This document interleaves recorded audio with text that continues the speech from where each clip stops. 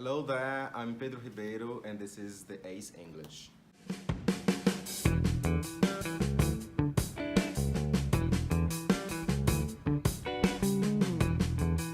Today we're going to talk a bit about a very simple structure but extremely important for everyone who wants to speak English.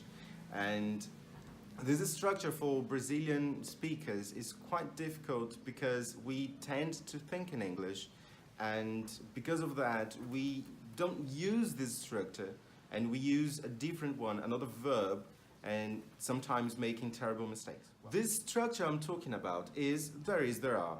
Okay? We use this structure, there is or there are, to indicate, to talk about the existence of something somewhere.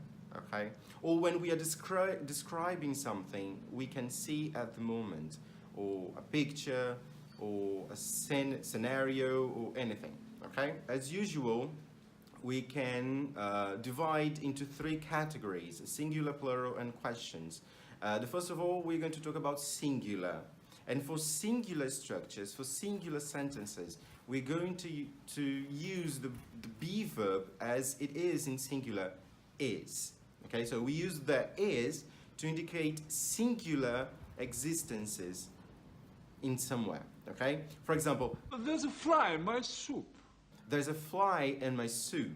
I'm indicating the existence of a fly in my soup.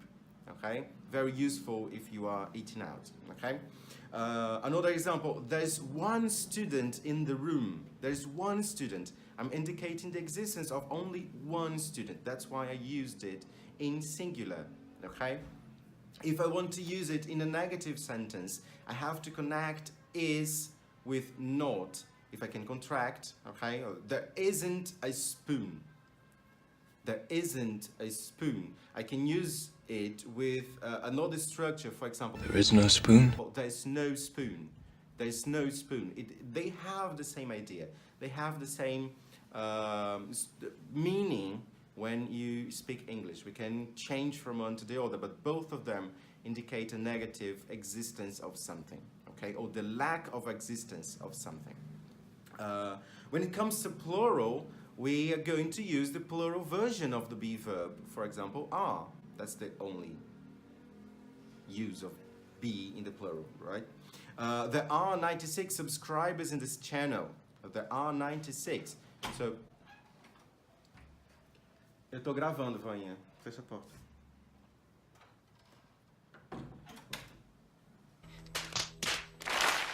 So 96 is a plural number, that's why I used the existence of 96 people using there are. Okay? Another example, there aren't any books in my bag.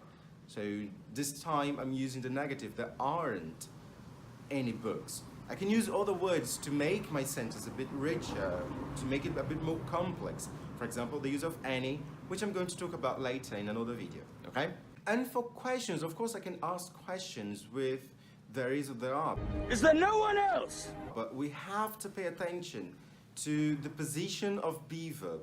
As all questions with be and many other verbs in English, we are going to change the position of it. Okay, we have to place it in the beginning of the sentence, and then it becomes, is there any money? Is there any money? So I'm asking if exists, if, well, there is any money somewhere. Okay, I'm asking about the existence of money somewhere. Okay, I can ask in plural, of course, with are there chairs in the room? Are there chairs in the room? So I'm asking about the existence of chairs in a particular room. Okay. If you're a Brazilian speaker, probably you have committed this mistake, changing there is or there are to the verb have. Please, for God's sake, do not do that. It becomes a completely different meaning, okay, which I'm not going to talk about it. We cannot replace there is, there are for the verb have, okay?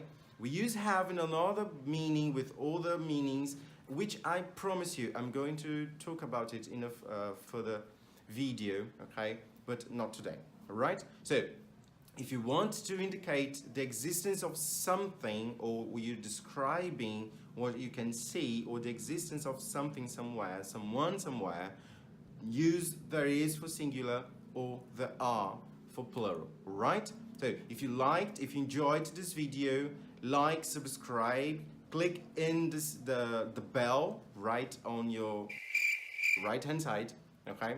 And share it with your friends, with your family. If you didn't enjoy it, don't worry, just share with your enemies, for the people you don't like. But the most important for me is share this video, subscribe to this channel, and we'll see you next week with another tip with English, right? See you then.